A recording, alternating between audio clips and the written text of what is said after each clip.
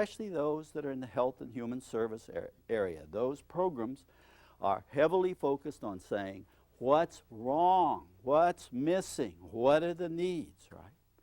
And the last institution, I think we hear about over and over again, the last institution is the downtown newspapers, the downtown television stations, and the national news media.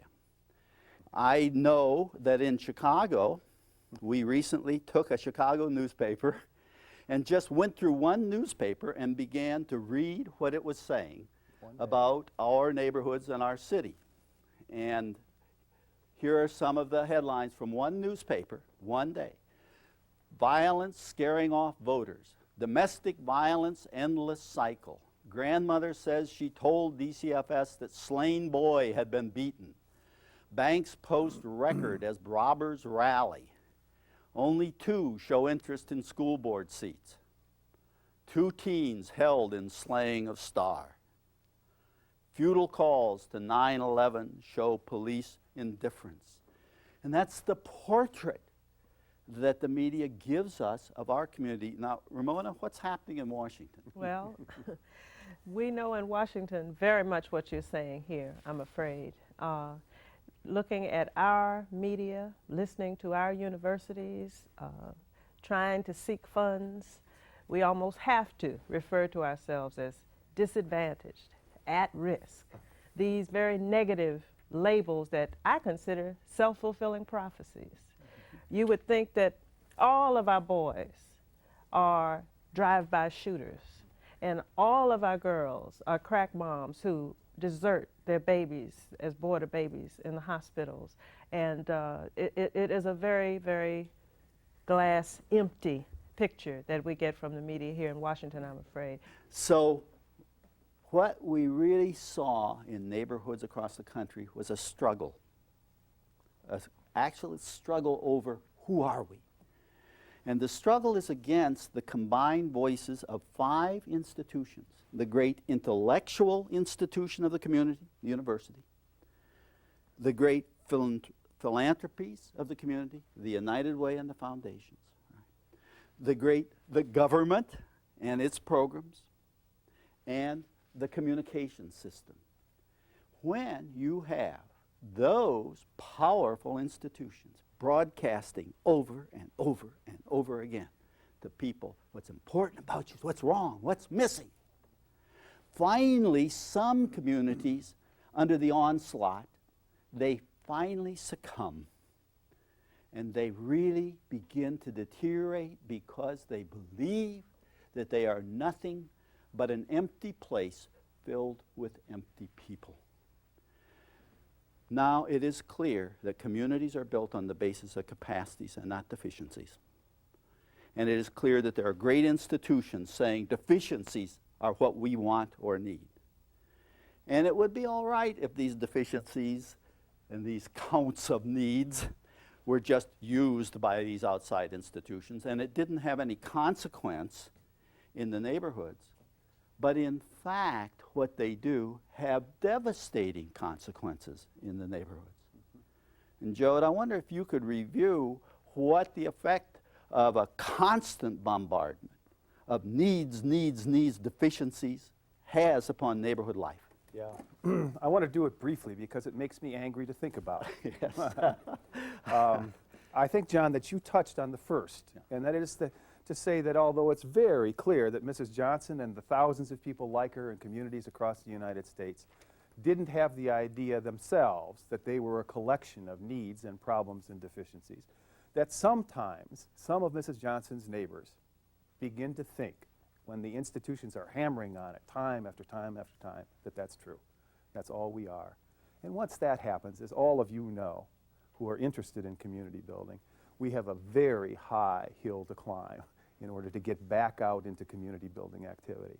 I want to just tick off very quickly a couple of other, what I think are very devastating consequences, though, of the power of this needs map. And remember, we're never saying the problem with the needs map is that it's a false map. It's true, but it's not the whole truth. The power of the needs map does devastating things to community leadership. It is clear to us now that leadership which is designated as leadership because it attracts money to the communities, right? I mean, that's one of the ways you get designated a leader. That's what people respect. That the game we have set up for local leaders is, let's get up in the morning here in the neighborhood and do the best job we can of painting the needs map, of talking about the emptiness and the problem. In other words, let's do the best job we can at denigrating our neighbors, at making sure that when people think about our neighborhood, they think about deficiency and needs and problems, right? And then, if I'm a neighborhood leader, what am I supposed to do? I'm supposed to lead.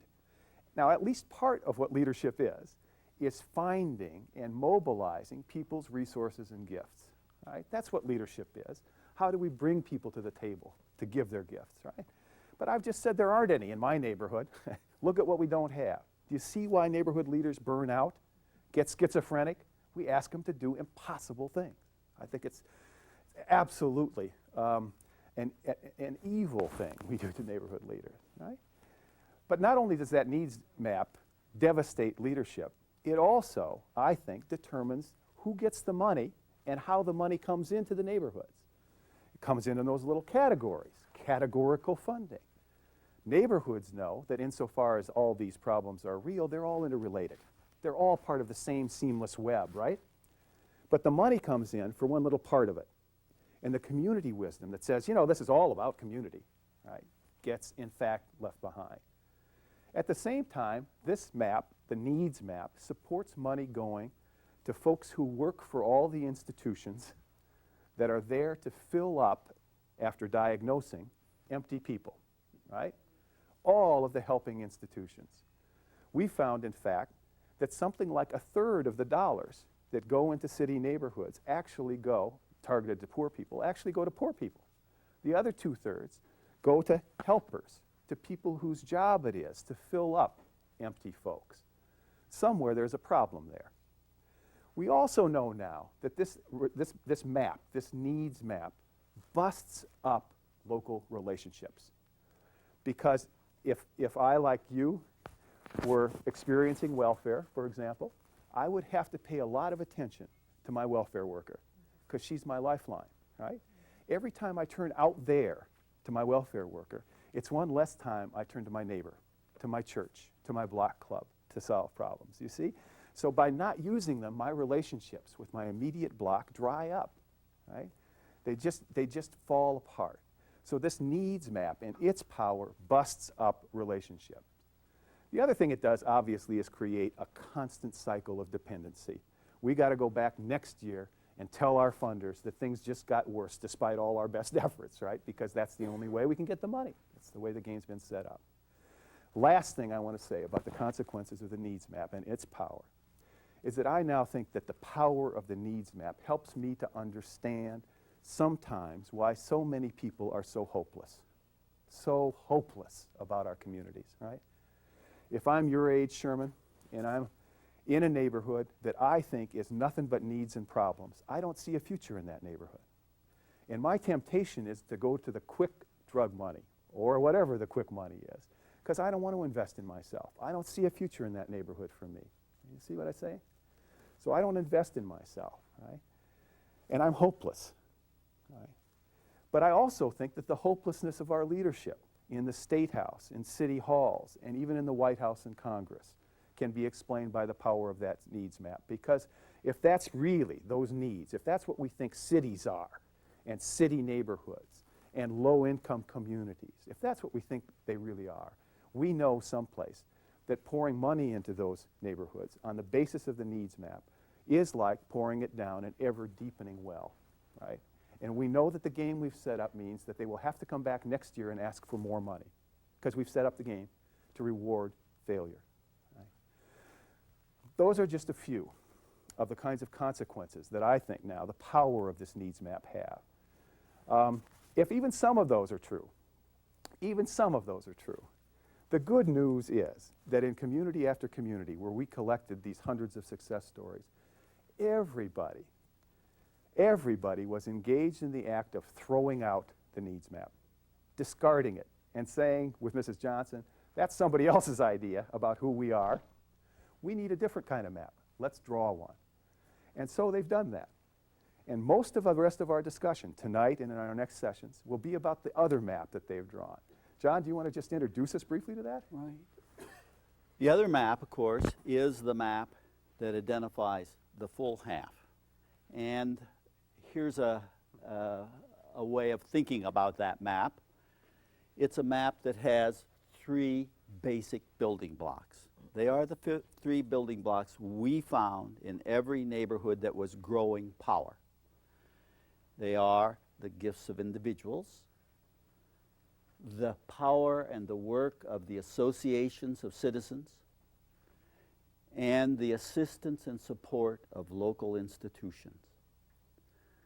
And it is those 3 building blocks that are really central to the possibilities of community building. Now, on the west side of Chicago, there's a wonderful organization that has understood this and built a new kind of organizing process based upon the gifts and the capacities, on the assets of a neighborhood. The leader of the organization is Jackie Reed, and let's hear her tell about how that goes. The Westside Health Authority is a coalition of 29 community organizations. Most of the organizations are grassroots neighborhood groups that consist of, who have many members who are block club members. It's called the Westside Health Authority because we believe that the people who live in the neighborhoods really are the authority on our community. For so many years, we have not been given credit for what we know out here. You've had experts to come in the neighborhoods with their solutions that have been born out of universities researching and what have you. But these solutions have not worked. We've seen so many problems just continue to get worse. So basically, we were looking for ways in which our own community people, citizens in the neighborhood, could begin to come up with their own ideas and see their own ideas manifested and work and put into public policies to make a difference in our neighborhoods. So we are the authority. We are not a social service agency. I am a social worker by profession, and after working 20 years in social service agencies, I really wanted to use my ability to help plan and direct a way for community people to give their gifts and not depend upon professionals. Now, this is not to say that professionals don't contribute and make a contribution to our community, but I think over the past 20 years we have seen an upsurge in dependency on professionals, and that has meant that many people in our own neighborhoods have lost their own confidence in their abilities to do things for each other, to do things for their neighbors. When you basically turn a neighborhood into something where clients live and a place where services are provided, then people don't want themselves to be associated with that neighborhood.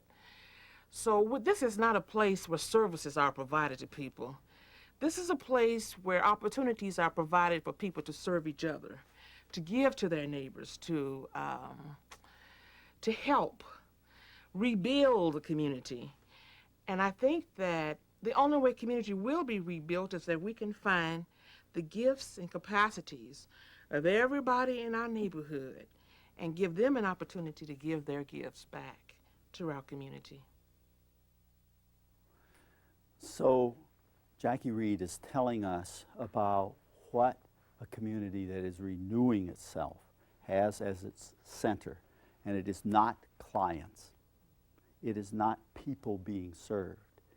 It is citizens and their capacities, their associations, and serving institutions. And it is each of those 3 basic assets that we'll be focusing on in this session and the next 2 sessions, so that we can really become very clear by reminding ourselves of the central community building assets. So for the rest of this evening, we're going to be focusing on the gifts of individuals,